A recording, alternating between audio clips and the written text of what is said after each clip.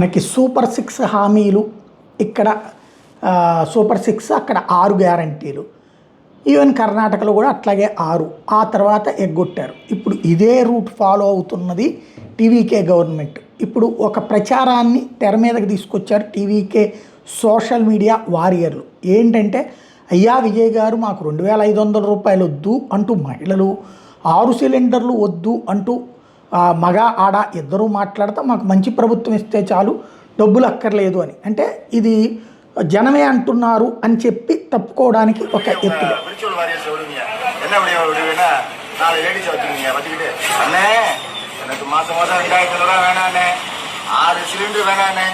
இந்த தமிழ்நாடு ஃபுல்லா இலவசமா பஸ் பயணம் திட்டம் அது வேணானே.